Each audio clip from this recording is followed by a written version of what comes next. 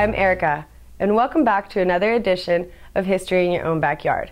Today we're here at the Harrison Historical Society Museum with their current president, Terry Becker. Hi Terry, how are you doing today? I'm doing fine, thank you. That's wonderful. Why don't you go ahead and tell us a little bit about how the society began and when it all started? Well, the Historical Society came together in 1962. Our founders are Anne and Jean Woelfel, residents of Harrison for many years.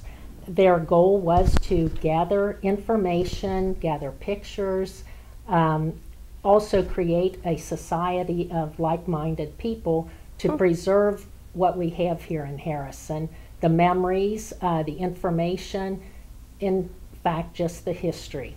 So it's been very successful, and it has been an active society ever since. They undertook quite a project in 1962. It began, Othneil Looker, the 5th governor of Ohio, lived here in Harrison. He came here as a Revolutionary War soldier. When the war ended, he built a log cabin very close to our community center. And it was the first milled lumber dwelling in the state. So that was something to be proud of rather than just a log cabin. He was a lawyer, and he also taught school. He did work all over the area, really.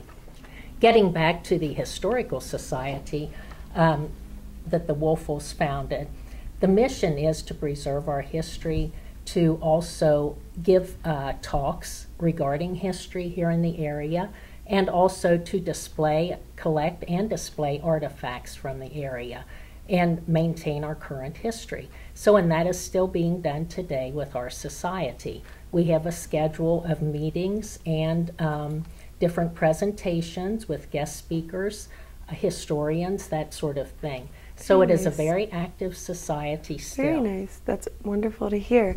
What's one of the most eye-catching or interesting things that you've seen or found out here on your journey for history? Well, we have some cannonballs, some of them found in the surrounding area. Oh, wow. So that's been a surprise. Yeah. We've found a great amount of interest in the Civil War veterans. And just in our town hall is one thing that always sparks a lot of interest. It was an iconic building built in the late 1800s, and it was dismantled in the mid-50s. All right, let's get back to some of that earlier history of Harrison. All right, well, in 1804 is approximately when the Revolutionary War soldiers started coming into this territory. One of them being Othneil Looker. So as they gathered, more and more people came, and we had a 4-block town, you might say, that developed. Right where we are here is one of the 4 blocks. So, and this is where most everything was at that time. Your few dwellings, your stores, the few trading posts, whatever, would have been that early.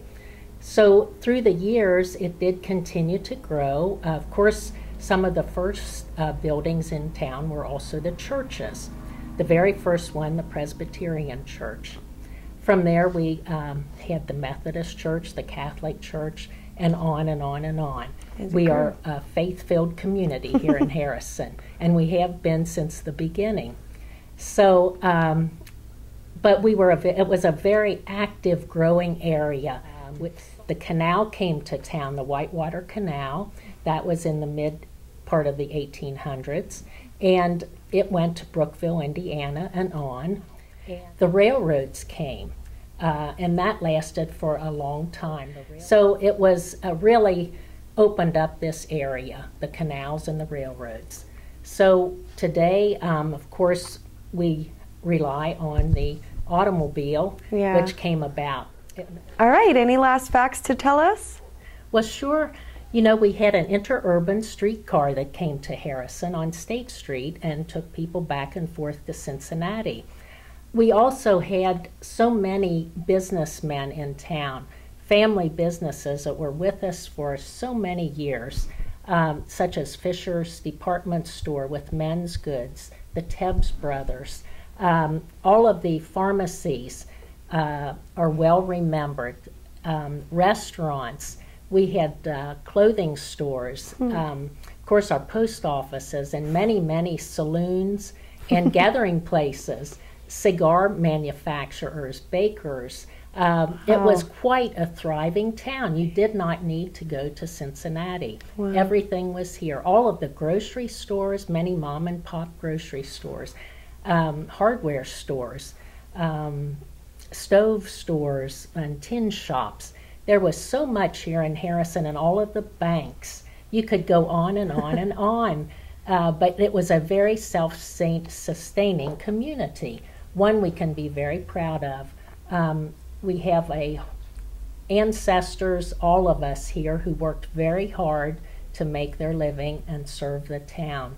And I have to say we appreciate them and all of the people who stepped up and became part of the governing body of our town and city. It takes a lot of work to plan ahead, but through the years they have done a very fine job of keeping Harrison alive and some place to be proud of. People still move out here and are happy to have their children grow up here. Our school systems have been wonderful, and they all started very, very early in our existence. So thank you.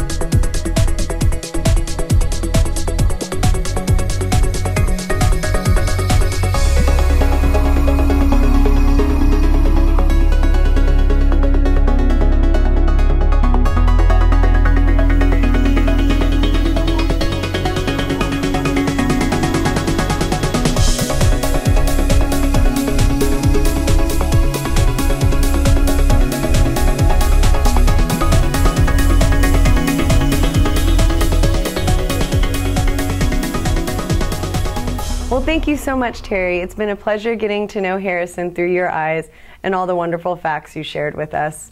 And thank you out there for joining us for another edition of History in Your Own Backyard.